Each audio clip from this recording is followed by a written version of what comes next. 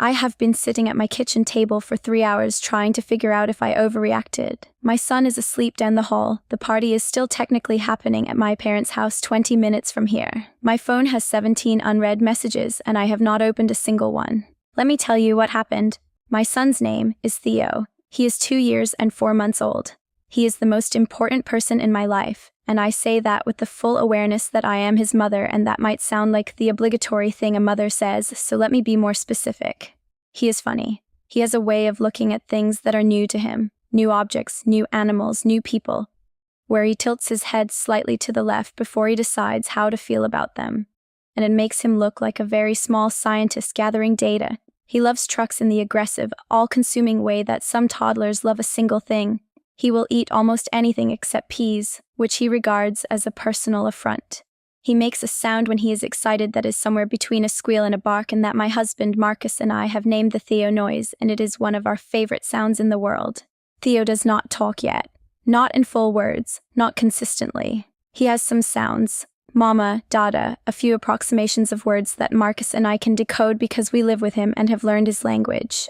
But he does not talk the way other 2-year-olds talk, and this is something we are aware of and are addressing. He has been in speech therapy since he was 22 months old. His speech therapist, a woman named Christine, who I think is extraordinary, has been working with him twice a week, and has explained to us that Theo is a child who is processing a great deal internally and will talk when he is ready, and that his developmental profile is one she has seen many times, and that we should not panic. We are not panicking. We are doing the work. We are patient. We have also not, until today, been publicly mocked for it at a family party by my own brother. My brother's name is Kevin. He is 31, 2 years older than me. He and his wife Amber have 2 children, a 5-year-old named Caleb and a 3-year-old named Lily, both of whom are chatty in the way that some children are relentlessly, exhaustingly chatty, the kind who narrate their entire experience of the world at full volume. I say this as someone who loves both of those children. They are Theo's cousins, and I want them in his life. Kevin has a sense of humor that he describes as dry and that others might describe as sharp in the direction of people who cannot fully defend themselves. He has always been this way. He has always said things and then said he was joking when the thing landed wrong, and the family has always laughed and moved on, and I have always moved on with them because he is my brother and because the family's default is to find his humor funny rather than to examine it.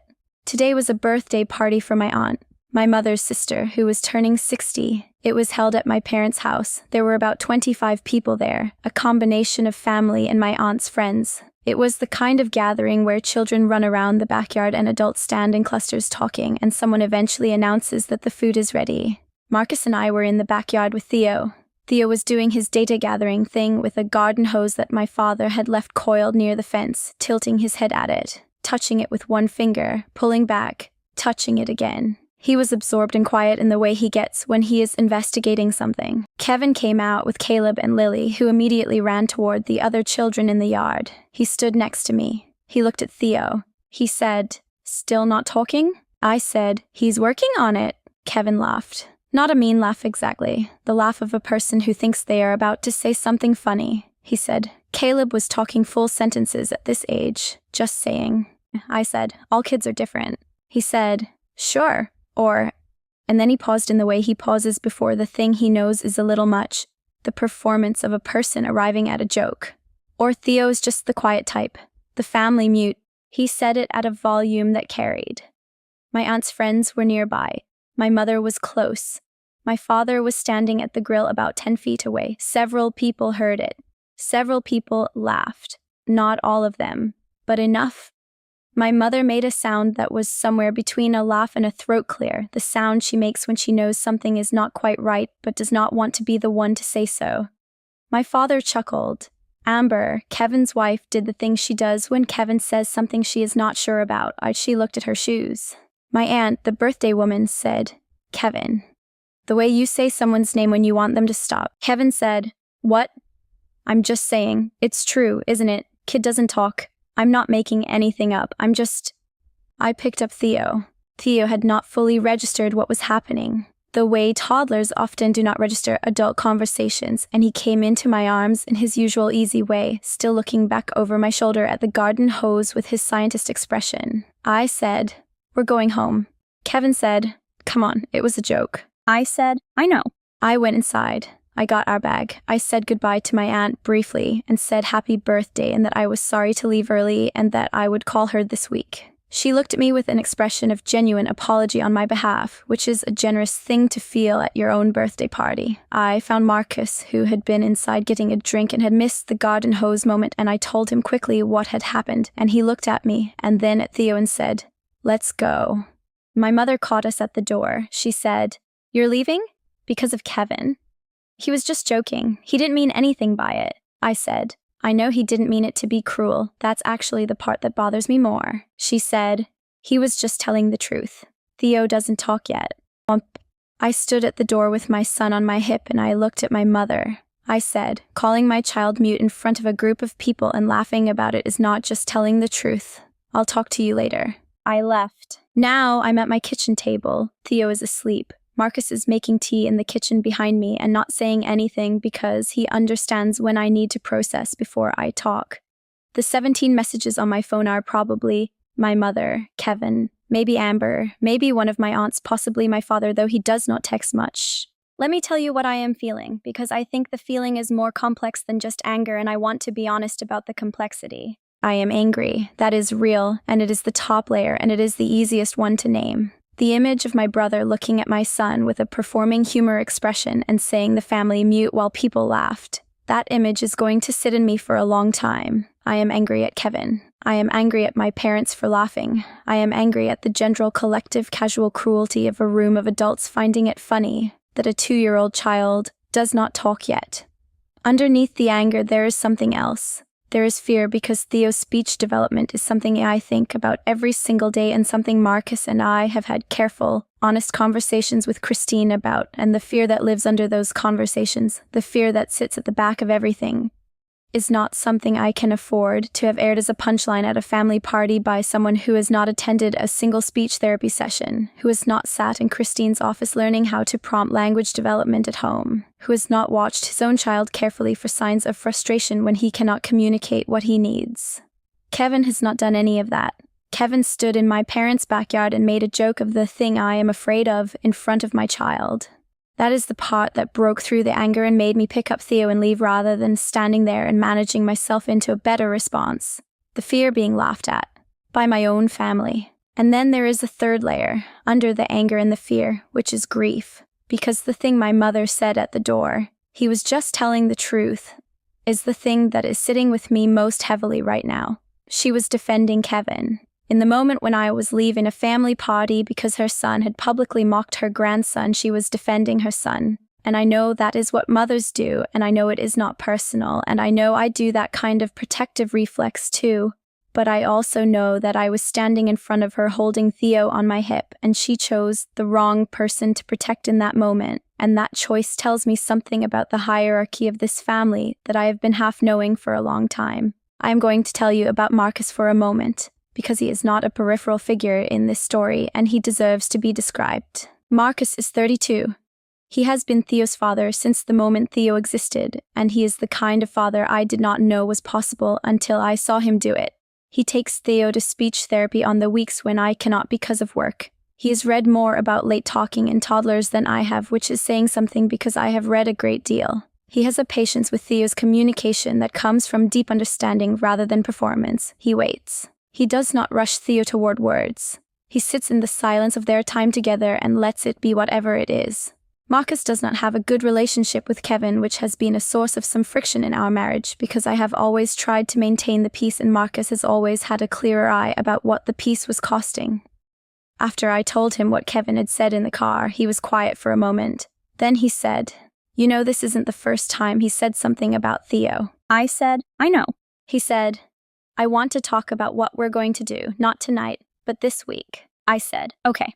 He said, "I'm not going to keep bringing Theo to family events where people think it's acceptable to mock him." I said, "I know." He did not say anything else. He did not need to. We have been married for 5 years and there are whole conversations between us that happen in the quiet understanding of people who have learned each other's positions over time. His position on this is clear. I share it. What I have not yet done is act on it with the fullness that he would, because Kevin is my brother and my parents are my parents and the family is my family, and leaving it even in the small and temporary way of leaving a party, feels like a kind of amputation. But I did leave today, and I am not sure I will be going back to this family in this configuration until something is different. I opened the messages at 11 that night. Here is what they contained. My mother, 4 messages. First one saying I had overreacted, second one saying Kevin felt terrible, third one saying she hoped I would call her in the morning, fourth one saying she loved me and Theo and did not want this to become a thing. Kevin, 2 messages. First one saying he was sorry if I was upset, second one, sent about an hour after the first, saying he had not meant it the way I took it and that he was just making a joke and that he had never had any intention of hurting Theo. Amber, 1 message, said, I'm sorry, I didn't think it was funny either. I should have said something. That message I read twice. My father, 1 message, it said, call your mother. That is my father in 3 words. My aunt, the birthday woman, 1 message, it said, I love you and Theo, and I am sorry that happened at my party. Please come for lunch next week, just us. 2 cousins, concerned. A family friend who had been there and had apparently been troubled by what she witnessed. And 1 message from a number I did not immediately recognize that turned out to be Caleb's phone. Kevin's 5-year-old, who had apparently gotten hold of it, that said, Hi, Aunt Kat, because Caleb cannot spell my name, which is Claire, and which made me cry more than anything else in the messages because that child is innocent in all of this, and I love him. And whatever happens between the adults of this family is not his fault. I wrote back to Amber. I said, thank you for saying that. It means a lot. She responded immediately with a long message that I will not reproduce fully, but that said, in essence, that Kevin sometimes said things that went too far and that she had been struggling with how to address it and that she was sorry she had not intervened today. I did not write back to Kevin that night. I did not write back to my mother. I wrote back to my aunt and said yes to lunch, next week, just us. The phone call with my mother happened the following morning. I want to tell it accurately. My mother is not a villain. She is a woman who has spent 60 years with a very specific understanding of how families work. You absorb, you forgive, you keep showing up, you do not let things become things, and she is operating from that understanding with genuine love for everyone involved. But love from a specific understanding can cause real harm, and I needed her to understand that. She said, Kevin feels terrible. I said, Mom, I'm not calling to talk about how Kevin feels. She said, he's your brother. He didn't mean it to come out the way it did. I said, I need to tell you something, and I need you to hear it without defending him for a minute. She was quiet. That is her version of agreement. I said, Theo is in speech therapy twice a week. Marcus and I spend a significant amount of our time and energy and money and emotional bandwidth working with his therapist on his development. We are careful about how we talk about it in front of him because children understand more than we think they do, and we do not want him to internalize the idea that something is wrong with him. When Kevin stood in your backyard and called Theo the family mute in front of 25 people, he took the thing we are most careful about and made it a punchline. People laughed. You laughed. She said, I didn't. I said, you made a sound. It was a laugh-adjacent sound. Theo is 2. He may not have understood the words, but he feels the tone of rooms. And the tone of that room was laughing. She was quiet for a longer time. She said, you're right that I shouldn't have laughed. I said, thank you. She said, but you know Kevin loves Theo. I said, I know Kevin loves Theo the way people love children in the abstract from a comfortable distance, without knowing much about them. Kevin does not know what Theo's speech profile looks like. He does not know what Christine has told us. He does not know what Marcus and I do at home every day to support Theo's development. He knows that Theo doesn't talk yet, and he made that into a joke. She said, what do you want from him? I said, I want an apology that acknowledges what he actually did. Not, I'm sorry if you were upset. An apology that says, I made a joke at my nephew's expense about something that is genuinely difficult for his parents, and I understand why that was wrong. She said, I'll talk to him. I said, I'd like him to come to that on his own. I don't want an apology that was prompted by you because you told him what to say. She said, that's a lot to ask. I said, I know. I want to be honest that the conversation did not end with resolution because most real conversations do not end with resolution. It ended with my mother saying she loved me and me saying I loved her, and both of us knowing that something had shifted and not yet knowing what shape it would take. Kevin called me on Wednesday. I had been prepared for a version of the call that would frustrate me. The apology that is really a defense, the sorry if you were upset construction, the pivot to his intent rather than his impact. I had talked to Marcus about it. I had talked to my best friend Danny about it. I had been in session with my own therapist, a woman named Dr. Lorraine Jeffers, who I have been seeing for 2 years, and she had helped me prepare for multiple versions of the conversation. What Kevin actually said surprised me. He said, "I've been thinking about this since Saturday and I want to say something, and I need you to let me get through it before you respond." I said, "Okay." He said, "What I said about Theo was wrong. Not just poorly timed or not quite right. Wrong. He is 2 years old and he is your son, and what I did was make a joke out of something that you and Marcus clearly take seriously and that takes real effort every day, and I did it in front of a group of people to get a laugh, and that is not something I can explain away by saying I was joking. I was joking. The joking was wrong." He stopped. I said, "Thank you for saying that." He said, "I didn't know you were in speech therapy. Mom told me. I didn't know how much work was involved." I said, "It's a lot." He said, he's a great kid, Claire. He really is. I don't think there's anything wrong with him. He stopped. I think I sometimes say things to get a reaction and I don't think enough about what the reaction costs." I said, "I know." He said, "Is there anything I can do?"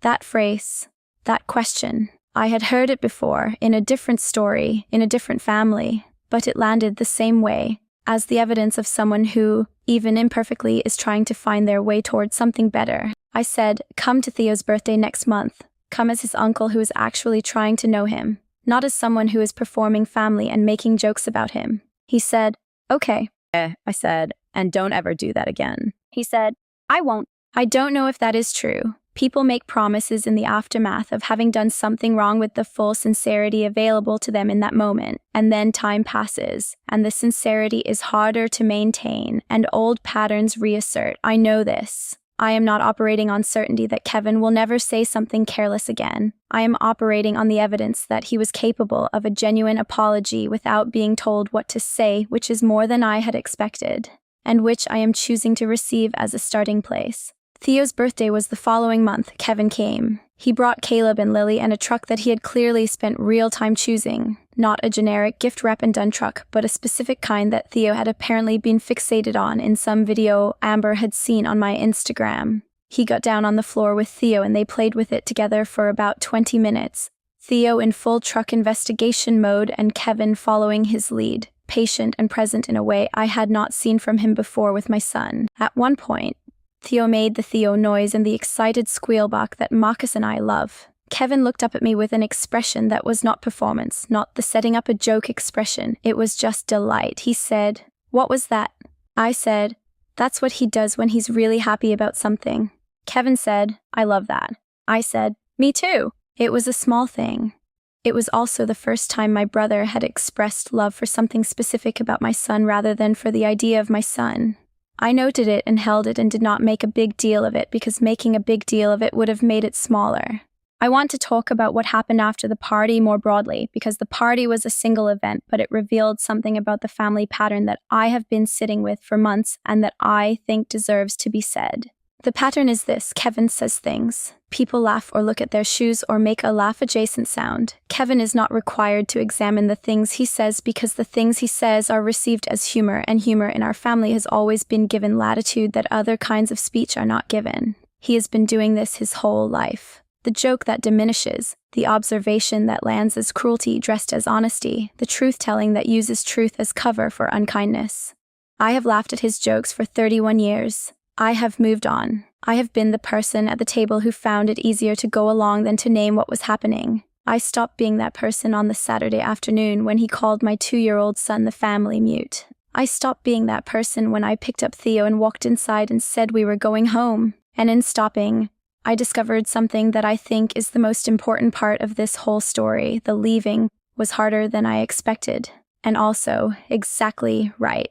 It was exactly right in the way that things are right that you have been avoiding, because avoiding them was more comfortable than doing them. I have been thinking about what I want the family to be going forward, not what I can control. I am realistic about the limits of individual action on family systems, but what I am willing to accept and what I am not, what I will bring Theo into and what I will not, what kind of room I want him to grow up thinking is normal. He is 2. He is learning what the world is. The people in his world are teaching him, every day, by how they treat him, what he can expect from the people who are supposed to love him. I want him to grow up knowing that his family, including his Aunt Claire, including his parents, including the people who should have his back, does not laugh when someone makes a joke at his expense. I want him to grow up knowing that the people who love him will walk out of a backyard and take him home before they will sit and absorb a cruelty aimed at him. He will not remember Saturday, he was 2. But I will remember it, and the choices I make because of it will shape what his family looks like. And he will grow up inside those choices without knowing they were choices. That is the part that matters most. Update. Part 1. 3 months later. Several things have happened that I want to document because they are part of the story and because people asked. Theo has started saying a word. One clear, consistent, unmistakable word. The word is truck, which is perfectly on brand, and he says it with an emphasis that Christine describes as communicative intent, which means he is using it to refer to trucks, to ask for trucks, to alert us to the presence of trucks, and once, memorably, to describe his uncle Kevin who had arrived with a new truck as a gift. He pointed at Kevin and said truck. We are not entirely sure that is not what he meant. Possibly it was the truck Kevin was holding. Possibly Theo was making an association either way. Kevin's face when Theo pointed at him and said, truck was one of the better things I have seen in a long time, and Kevin held the word and the moment with something that looked like genuine wonder.